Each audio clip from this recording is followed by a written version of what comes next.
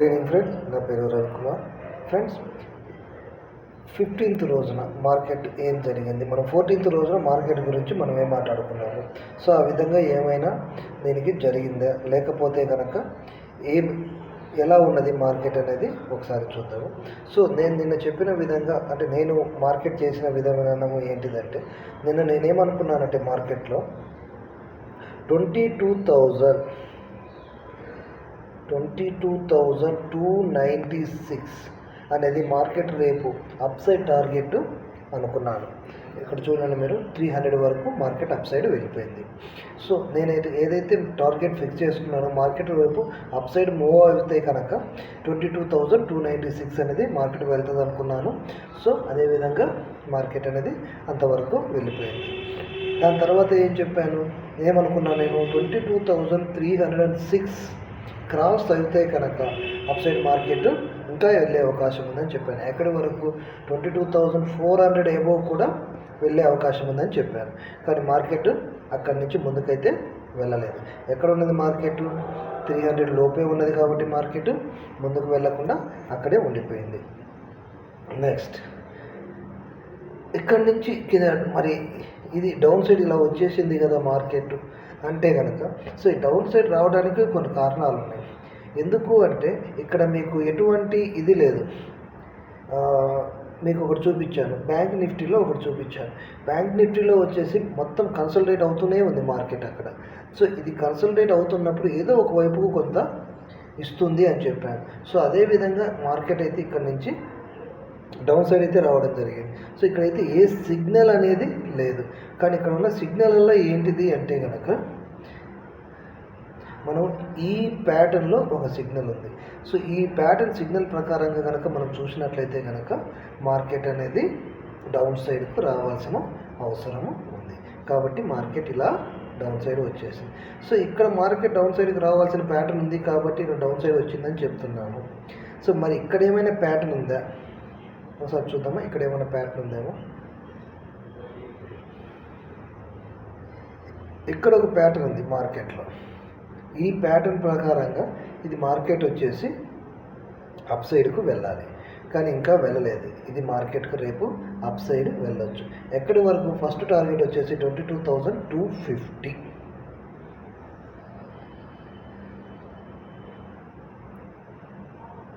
అనేది దీని యొక్క ఫస్ట్ టార్గెట్. సో ఇది దాటితే కనుక మళ్ళీ 296.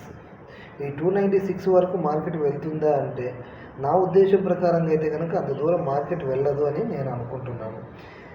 ఒకవేళ వెళ్ళినా కూడా ఇది 300 అయితే క్రాస్ చేసి పైకి వెళ్ళే అవకాశాలు అయితే నేనైతే లేవు అనుకుంటున్నాను. అలాగే ఇక్కడ నుంచి మార్కెట్ డౌన్ సైడ్ వచ్చే అవకాశాలు అయితే నాకు ఎక్కువగా కనిపిస్తున్నాయి. ఇక్కడ ఎప్పుడైతే ఈ 250, 253 లేదా 270 దగ్గర నుంచి మార్కెట్ అనేది డౌన్ సైడ్ వచ్చే అవకాశాలు నాకు కనిపిస్తున్నాయి. ఒకవేళ డౌన్ సైడ్ వచ్చేస్తే కనుక ఫస్ట్ ఈ లెవెల్ ఉంది కదా 22,160 అనేది ఎప్పుడైతే క్రాస్ అవుతుందో డౌన్ సైడ్ అనేది మూమెంట్ తీసుకోవచ్చు. ఈ మూమెంట్ కనుక తీసేసుకుంటే కనుక ఏమవుతుంది, ఎక్కడి వరకు వస్తుంది మార్కెట్, 22,072 వరకు మార్కెట్ వస్తుంది. సో 072 వరకు వచ్చిన మార్కెట్ ఇంకా డౌన్ సైడ్ రావాలి అంటే కనుక 22,000 లేదా 21,950. సో ఈ రెండు కూడా వచ్చే అవకాశాలు ఉన్నాయి. అలాగే నెక్స్ట్ అప్ సైడ్ ఒకవేళ వెళ్ళి ఇది కూడా 300 కనుక క్రాస్ అయిపోతే కనుక దాన్ని వచ్చేసి 400 వరకు మార్కెట్ వెళ్తుంది. సో మళ్ళీ తర్వాత డే క్యాండిల్లో ఒకసారి చూద్దాం ఎలా ఉందనేది, ఎలా ఫామ్ అయిందనేది.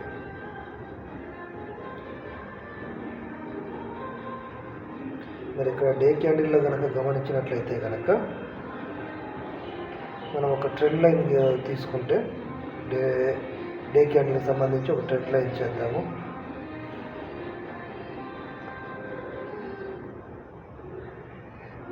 ఇక్కడ ఒక ట్రెండ్ లైను, ఇక్కడ ఒక ట్రెండ్ లైన్ తీసుకొని చూద్దాము ఎలా ఉండబోతుందో.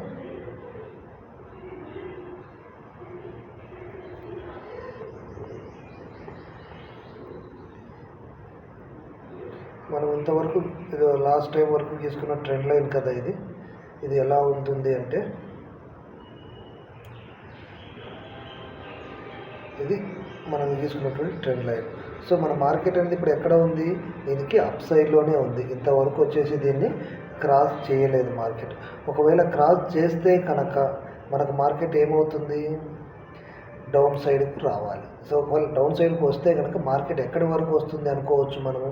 సో డే ట్రెండ్ ప్రకారంగా మనకు మార్కెట్ వచ్చేసి ఈ రేంజ్లోనే ఉండాలి. మార్కెట్ ఈ రేంజ్ దాటి కిందికి అనేది రావడం జరగదు. సో ఈ రేంజ్ అంటే ఇది ఎక్కడ, ఇది లైను ఇక్కడ చూడండి ఒకసారి, మనకి ఎక్కడ క్రాస్ అవుతుంది లైను 22,061. సో మనం రాసుకున్నది ఏంటిది 0.50. సో ఈ విధంగా కనుక మనం చూసినట్లయితే కనుక దీన్ని దాటి కిందికి వచ్చే అవకాశాలు తక్కువ. సో దీనిపైనే కనుక వెళ్ళిపోయే అవకాశాలు ఉంది. సో మార్కెట్ రేపు కొంత డౌన్ సైడ్ అనేది మూమెంట్ అయితే కనిపిస్తుంది. సో ఆ మూమెంట్ ప్రకారంగా వస్తే కనుక మార్కెట్ ఇక్కడ వరకు వస్తుంది. నేను ఇంతకుముందే చెప్పాను, మనకు ఎప్పుడైనా కంటిన్యూషన్గా మార్కెట్లో కనుక ఒకే కలర్ పడుతూ డిఫరెంట్ కలర్ పడ్డప్పుడు మాత్రమేను మనం ఇది నెక్స్ట్ అప్ సైడా డౌన్ సైడా అనేది మార్కెట్ తీసుకునే అవకాశాలు ఉంది. సో నాకు తెలిసినంత వరకు అవుతే కనుక మార్కెట్ అనేది 22,149 కూడా దాటి కిందికి రాదు. ఇక్కడ గమనించండి ఒకసారి, ఈ లెవెల్ ఏదైతే ఉందో ఇది 22,149 అనేది మార్కెట్ నేనైతే దాటి కిందికి రాదు అనుకుంటున్నాను. ఎందుకంటే ఇది వెళ్ళినా కూడా ఎక్కడికి ఒకవేళ కిందికి వచ్చినా కూడా దీని పైనుంచే మార్కెట్ మళ్ళీ ఇలా పైకి తీసుకుంటుందని నా ఒక ఉద్దేశం. నేనైతే అలాగే ఎక్స్పెక్ట్ చేస్తాను. కిందికైతే వస్తుందని నేనైతే ఎక్స్పెక్ట్ చేయట్లేదు ప్రస్తుతానికి. ఓకే, ఇది దాటి వస్తేనే నేను కిందికి అనేది ఎక్స్పెక్ట్ చేస్తాను. ఏది 22,149 అనేది దాటి వస్తేనే మార్కెట్ డౌన్ సైడ్ వస్తుందని నేను ఎక్స్పెక్ట్ చేస్తాను. సో అదేవిధంగా బ్యాంక్ నిఫ్టీ ఎలా ఉందో ఒకసారి చూద్దాం. బ్యాంక్ నిఫ్టీలో కనుక మన డే క్యాండిల్స్ ప్రకారంగా ట్రెండ్ లైన్లో చూసినట్లయితే కనుక మార్కెట్ అనేది ఒక 2 గ్రీన్ పడ్డ తర్వాత ఒక రెడ్ అనేది ఫామ్ అయింది. సో 2 గ్రీన్ తర్వాత ఒక రెడ్ అనేది ఫామ్ అయింది. సో ఈ రెడ్ దగ్గర నుంచి మనకేమైనా మెసేజ్ ఇస్తుందంటే తప్పకుండా మెసేజ్ ఇస్తుంది. సో ఈ 2 గ్రీను తర్వాత పడ్డ రెడ్కు దీని యొక్క నాకు తెలిసినంత వరకు మార్కెట్ అనేది అప్ సైడ్ తీసుకోవాలి. సో అప్ సైడ్ తీసుకోవాలంటే ఏం చేయాలి ఇది, సో మళ్ళీ ఇక్కడికి వచ్చేసి ఈ లైన్ను టచ్ చేయాలి. కొంత అనేది డౌన్ సైడ్ మూమెంట్ అయితే మార్కెట్లో ఉంది రేపు. సో ఈ డౌన్ సైడ్ మూమెంట్ అనేది కంప్లీట్ అవుతే మాత్రం ఇక్కడ డౌన్ సైడ్ మూమెంట్ అనేది జరుగుతుంది. ఇది దాటి మార్కెట్ కిందికి వస్తే మాత్రం ఇంకొంతవరకు మార్కెట్ కిందికి వచ్చే అవకాశం ఉంది. ఎక్కడి వరకు రావచ్చు అంటే కనుక 47,494 వరకు కూడా, లేదా ఇంకొంచెం కిందికి వచ్చినా కూడా ఆశ్చర్యపోవాల్సిన అవసరం లేదు ఇక్కడ. సో నిఫ్టీల మాదిరి ఒక లైన్ ఇంత దాడి రాకూడదు అనేది ఇక్కడైతే లేదు. సో ఇంకొంచెం కిందికి వచ్చినా కూడా ఇక్కడ ఆశ్చర్యపోవాల్సిన అవసరం లేదు. కానీ ఇది రేపు కాకపోయినా, అంటే ఫ్రైడే కాకపోయినా మండే నుంచి రేపు 16th కాకపోయినా కూడా 17th మాత్రం కంపల్సరీగా అప్ సైడ్ అయితే తీసుకుంటుందని మార్కెట్ నేనైతే ఎక్స్పెక్ట్ చేస్తున్నాను. సో రేపు ఒక మేబీ కన్సల్టేషన్ జోన్లో ఉండిపోవచ్చు అని నేను అనుకుంటున్నాను. నిఫ్టీ ఎక్స్పైరీ కాబట్టి సో కన్సల్టేషన్ జోన్లో ఉండే అవకాశాలు అయితే ఎక్కువగా కనిపిస్తుంది. ఓకే, ఇదే దీన్ని 15 minutesలో ఒకసారి చూద్దాం. సో 15 minutesలో చూస్తే కనుక మార్కెట్ యొక్క పరిస్థితి ఏంటిదంటే కనుక ఈ లెవెల్ మనకు ఇక్కడ ఉన్నటువంటి ఈ లెవెల్ ఏదైతే ఉందో, సో ఈ లెవెల్ దాటేసి మార్కెట్ రాకూడదు.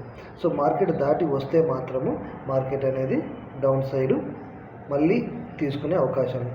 మ్యాక్సిమం ఈ లెవెల్ దాటి అయితే కనుక మార్కెట్ అనేది రాకూడదు. ఇదేంటిది 47,582.